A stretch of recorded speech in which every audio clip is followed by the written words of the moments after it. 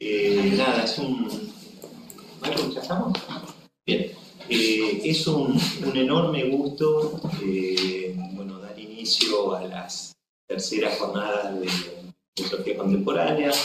En las jornadas anteriores las jornadas fueron más acotadas, algo así como unas jornadas de la cátedra, y algo fue madurando en ese tránsito y nos pareció interesante abrir un poco la discusión, invitar colegas, amigos, bueno, propiciar un encuentro, una reunión con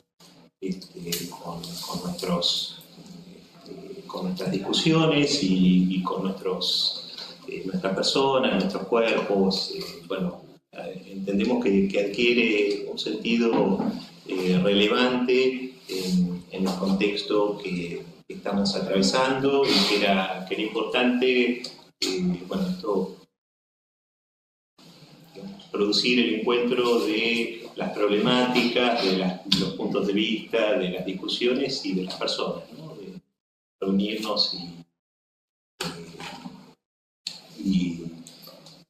bueno, y establecer diálogos, vínculos, nexos, etc., ¿no? Así que, bueno, te doy, digamos, esto como una presentación muy breve. Creo que voy a tomar la palabra luego, pero le doy la palabra a Juan Ferrari, la directora del Departamento de Filosofía. ¿Cómo? Bueno, antes que nada, bueno, buenos días, bienvenidas y bienvenidos. En primer lugar, agradecer a la Cátedra de Contemporánea por la organización de estas jornadas, a Pedro Karmanczyk, Tatiana Starosevsky, Anabela Dimpego, a los equipos de investigación y a los grupos de estudio que están asociados a esos equipos de investigación, asociados a la cátedra a su vez. Primero por la organización de estas jornadas, por la participación al departamento de estas jornadas, sobre todo por el entusiasmo académico que la cátedra en su conjunto muestra.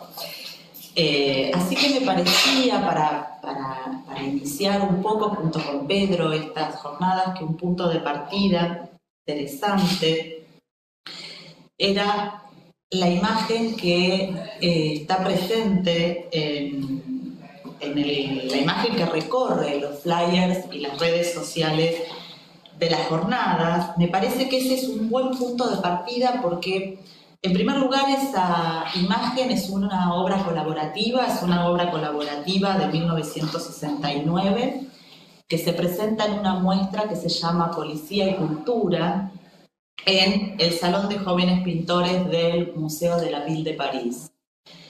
Y la obra colectiva, que se presenta en el 69, está confeccionada por Eduardo Arroyo, un pintor español exiliado en París, Gilles Sallieu, Francis Viras, Lucio Fanti y Fabio y Niki Reiti. Y es un punto de partida interesante, me parece, porque, como señala Sarah Wilson es una historiadora y curadora de arte, que escribió un libro en el 2010, que luego se reedita en 2015 con algunos anexos ampliatorios. El libro de Sarah Wilson se llama El mundo visual de la teoría francesa. Y allí lo que argumenta Sarah Wilson es que la labor de los intelectuales y filósofos de las últimas décadas, dice, debe mucho de su riqueza a la relación que mantienen con la política, con la estética y con los medios audiovisuales. Wilson destaca que las reflexiones de los filósofos del siglo XX, sobre todo en la década, está pensando en las décadas del 60 y principios de los 70, incluyen en sus reflexiones, dice, un rico y continuo diálogo con los pintores franceses, algunos asociados, dice Wilson, a la figuración narrativa. Justamente la obra que eligen los organizadores de la jornada es una obra que pertenece al movimiento de la figuración narrativa, que se llama la Daya. Para ubicarnos un poco, la figuración narrativa es un movimiento que tiene un amplio auge en los 60, que Wilson dice que tiene su finalización en los principios años de los 70, pero la figuración narrativa básicamente es un movimiento pictórico que se opone al arte abstracto y que toma mucho, tal vez en sus medios, no en su contenido, del arte pop. Está emparentado claramente con el arte pop, al menos en su confección o al menos en las fuentes que toma y al menos tal vez en los medios con los que produce sus obras. No así en el contenido. Y tiene como leitmotiv, digamos, la representación de la duración. La figuración narrativa en sus obras, muchas de ellas colectivas, tiene como objetivo la representación de la duración y lo hace a través de mostrar la circulación de medios, la circulación de objetos, la circulación de personas en sus cuadros, es decir, sus cuadros suelen ser secuencias narrativas que le dan a la pintura generalmente un fuerte sentido, una fuerte función política y crítica. En una retrospectiva que se hace en París en el año 2015, Sarah Wilson vuelve a escribir sobre la figuración narrativa y dice, centrándose especialmente en esta obra que eligieron los organizadores, la Daya, dice que los pintores son militantes figurativos porque están comprometidos con la cultura popular de la época. Esa fue una retrospectiva que se hizo en el Gran Palais en el 2015, donde se sumaron buena parte de las obras del movimiento de la figuración narrativa, que incluía esta obra que acertadamente, como punto de partida, me parece que es interesante, como punto de partida, como punto de inicio de estas jornadas. ¿Qué vemos en la obra? ¿Qué vemos en el flyer y en las redes sociales? ¿Qué vemos en este comentario crítico visual? Porque la Daya para Sarah Wilson es un comentario visual crítico, ¿no? Un híbrido de medios verbales y pictóricos en donde nosotros creemos, o por lo menos yo creo, que pueden despejarse varios planos de análisis que me parece que son el objeto de estas jornadas. Entonces, si uno mira más, ¿qué encontramos? Bueno, encontramos que los pintores han representado, primero podemos encontrar un primer plano que podríamos hablar del plano de la crítica artística a la filosofía, ¿no? Y allí lo que vemos, o la crítica artística a los intelectuales.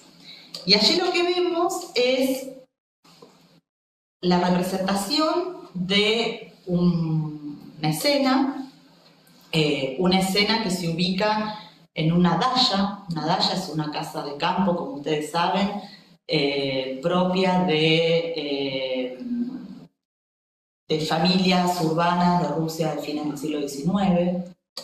Es decir, es una casa secundaria, una casa de fin de semana, lo que diríamos nosotros. Entonces es una casa de fin de semana que se encuentran cómodamente, aparentemente, a conversar, aunque no los vemos hablando, Foucault, Barthes, Lacan y Lévi-Strauss en principio. La casa es de Lévi-Strauss.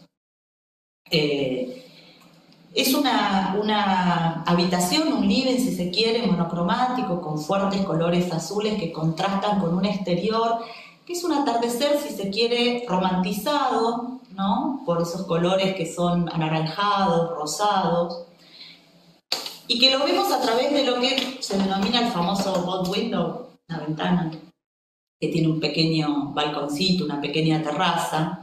Y lo que vemos es que esa ventana da hacia un paisaje no urbano. Un paisaje que está bastante alejado de las calles del Mayo del 68, de las calles de París, en donde se daban las revueltas estudiantiles y obreras, ¿sí? Y parecería ser un paisaje no urbano, es decir, un paisaje que está alejado de las calles del Mayo del 68. Allí están Lévi-Strauss y Foucault sentados cómodamente en un sillón. Tal vez los pintores quisieron subrayar el lugar institucional que ocupaban ambos. Foucault pensativo, Lévi-Strauss sentado junto a una mesa, y en la mesa observamos un pensamiento que está bajo una campana de cristal, haciendo alusión al pensamiento salvaje. De hecho, esa flor es un pensamiento y se llama Wild Pansy. Y detrás de Foucault y de Lévi-Strauss está Lacan, ¿no? Delante del cortinado, y al lado de una máscara. Alió era y Arroyo sobre todo, más que Alió, era un fanático del arte primitivo. De hecho, escribe un libro que se llama Bambalinas, en donde trabaja el arte de las máscaras. Y allí los pintores ubican una máscara, tal vez dando lugar a una suspicacia sobre la dualidad de los pintores respecto de los intelectuales que están sentados, ¿no? Una dualidad respecto de este alejamiento, ¿no? A intelectuales comprometidos, pero que están en una daya, ¿no? Encerrados en una casa de fin de semana, tal vez alejados de esas calles donde tenían lugar las revueltas. Y luego viene en un costado Barthes, que está sirviendo 4 cafés o 4 vodkas. 4 películas. En una escena que está en una composición en la que parecen estar bastante enmudecidos los filósofos, parecen estar hablando. Lo que sí llama la atención es la figura, la sombra que está detrás del bow window, y que es la sombra de Althusser. Althusser fue un faro intelectual para Gilles Salliot, y también muy criticado por Gilles Salliot por la fidelidad que Althusser, lo que Salliot consideraba que era la fidelidad extrema al Partido Comunista Francés, y que justamente lo pintan como una sombra traidora de los ideales revolucionarios para los pintores, ¿no? Que termina de componer la escena de la pintura. Hay una pretensión aquí de los artistas, hay una pretensión de señalar una dimensión crítica hacia la intelectualidad, una dimensión crítica que implica o que se señala la toma de distancia entre la radicalidad intelectual y la actividad política de base estudiantil y obrera. Es decir, parecería ser una denuncia de la burocratización del pensamiento, y tal vez por ello una denuncia de la burocratización del pensamiento, o tal vez un reclamo o una declamación de la necesidad de poner fin al estructuralismo. Por eso tal vez Michel Onfray decía de esta pintura en un librito que se llama Epifanías de la separación, que esta obra era una obra altamente fenomenológica. porque era una obra que justamente reclamaba el fin del estructuralismo. Y ahí ya entramos en otro plano de análisis de la obra. Un segundo plano de análisis, un segundo nivel de análisis, que es pensar en aquello que queda fuera de la danza, que hay más allá de la casa de campo, que hay más allá del bow window, que hay más allá de ese jardín un poco romantizado por los colores.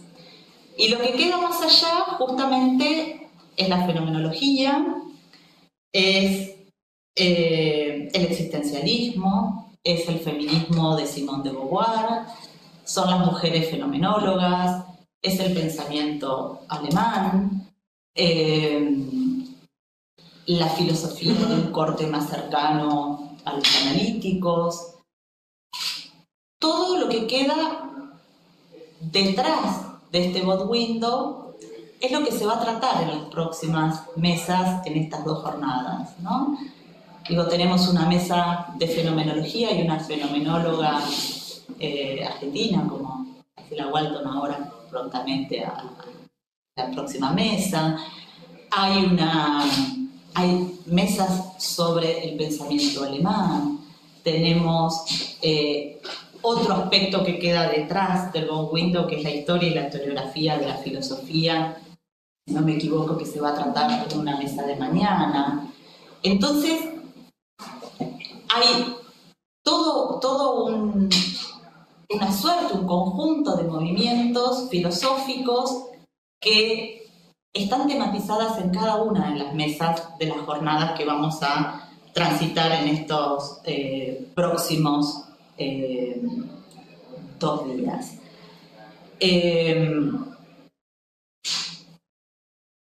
Pero hay otro tercer plano de análisis, me parece.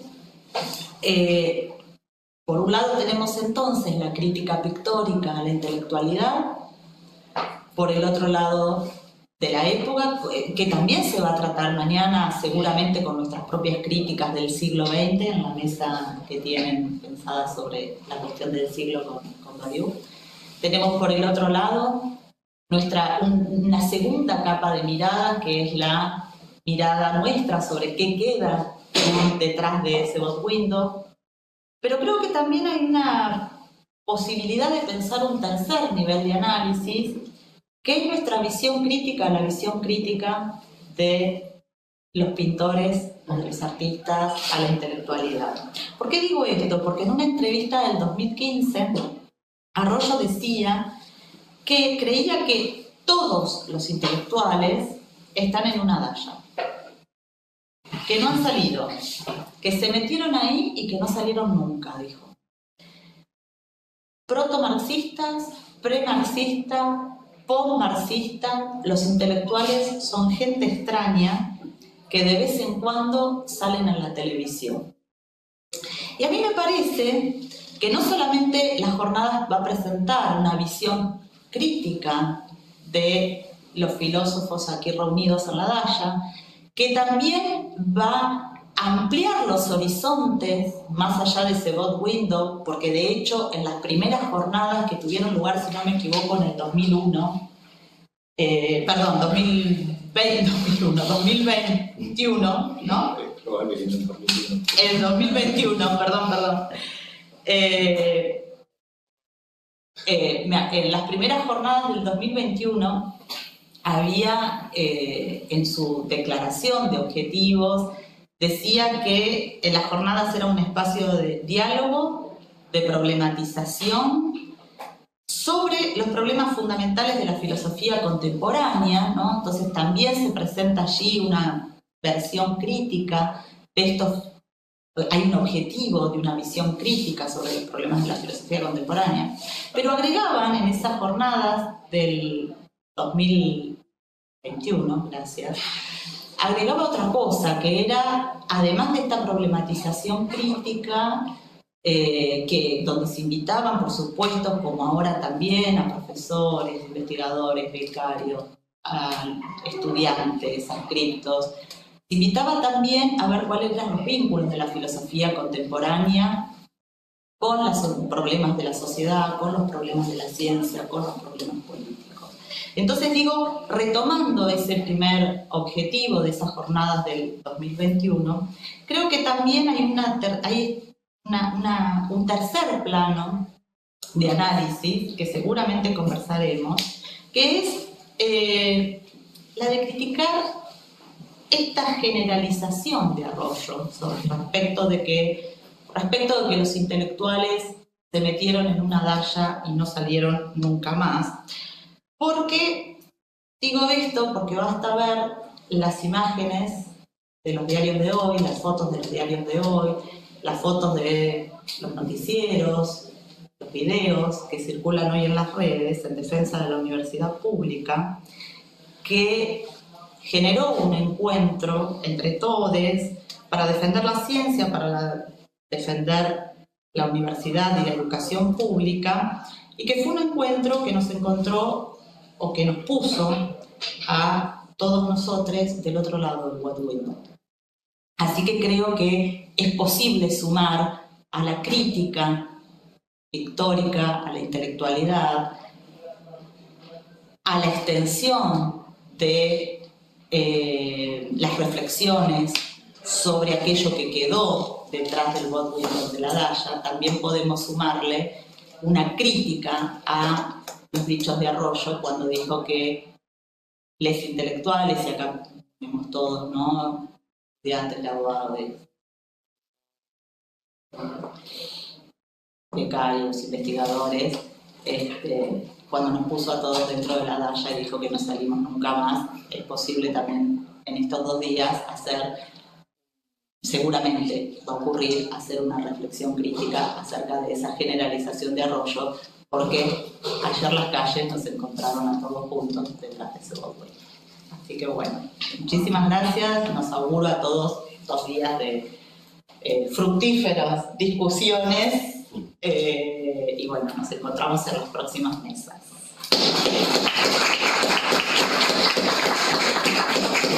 Para el 2021 yo estoy despertando. Igual el 2001, viste que se emerge, sale como hay un inconsciente. Hay un inconsciente del 2000. Está dando vueltas, como mayo del 68. Bueno, muchas gracias, Luján, por la, digamos, densa reflexión sobre esta imagen que de algún modo capturó la atención, capturó nuestra atención en el momento de proponer las jornadas. Voy a tal vez hacer una pequeña explicación genética, pero no quisiera olvidar una cuestión protocolar, pero importante. Estaba invitada y había aceptado compartir esta mesa con nosotros la profesora Graciela Chichi, que está actualmente a cargo del Centro de Investigaciones en Filosofía, pero está atravesando un problema de faringitis y de una afonía crónica que le impidió hacerse presente en esta presentación y con seguridad le va a dificultar y impedir estar mañana como comentadora en la mesa de historia de la filosofía, que era una intervención que esperábamos todavía con mucho interés si la salud de Graciela lo permite, pero de todos modos será para otra oportunidad, ¿no? Si resulta en esta oportunidad el encuentro, me parece que tiene siempre tiene, digamos, la posibilidad de las desviaciones que producen cosas inesperadas, ¿no? Yo voy a hacer a su vez una pequeña reflexión que a su modo es una réplica a algunas cosas que dice Luján, o que ha dicho Luján. Una de los sentidos de esta imagen es una crítica no solo a la intelectualidad, sino a cierta intelectualidad bastante definida, digamos.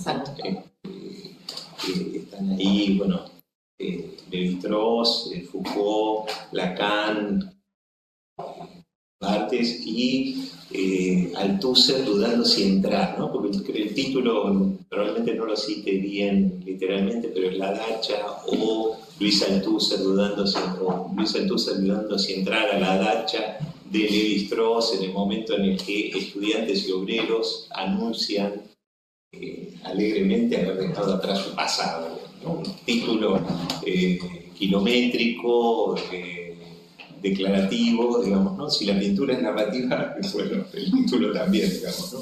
Es muy gráfico. Y de algún modo es una crítica a cierto nivel del anuncio de la emergencia del hombre frente a, digamos, las expresiones de rebeldía de mayo francés, como la constatación de la emergencia de una realidad que presuntamente era negada en esa configuración intelectual, en esa configuración teórica, en esa problemática. Y bueno, resulta interesante en algún sentido, digamos, como provocación, ver, digamos, cómo esta obra que pudo tener un significado, digamos que tiene un significado ligado a 1969, a 1968, puede leerse hoy día. Me parece que la salida o el abandono de la problemática de la muerte del hombre encuentra a las sociedades occidentales en una suerte de egoísmo autosatisfecho que me parece interesante cuestionar, digamos, ¿no? Digamos, que en algún sentido habla de los límites de esa operación, ¿no? De los límites o en todo caso de la ocasión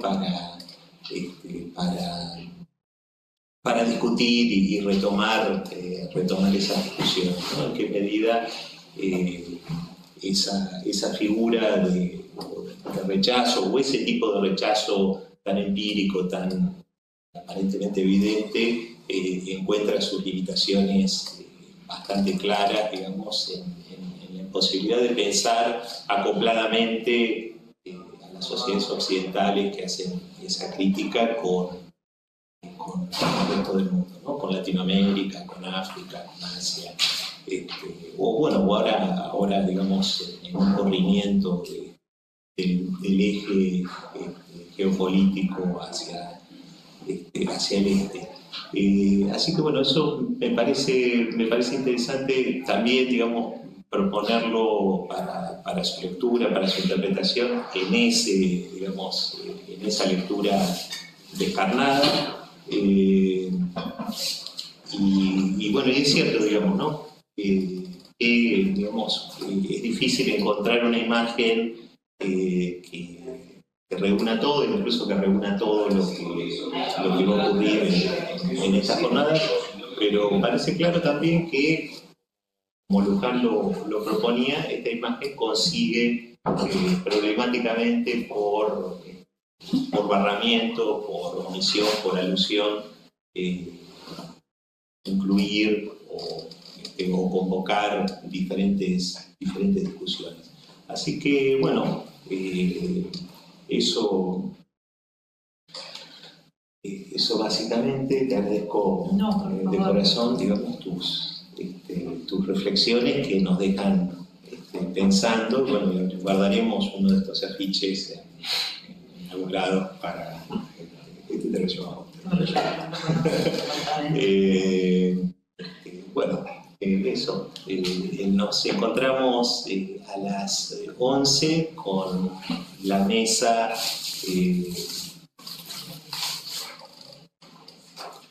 Encuentros y desencuentros entre fenomenología y estructuralismo, donde van a exponer Graciela Ralón, Manuel Keri y Luis Gutiérrez. Maximiliano Kladakis nos avisó que tenía una ponencia sobre marxismo y fenomenología, nos avisó que contrajo COVID en estos días, así que no se va a presentar en el evento. Lo lamentamos, pero bueno, también, digamos, ¿no? En algún sentido, incluso en ese,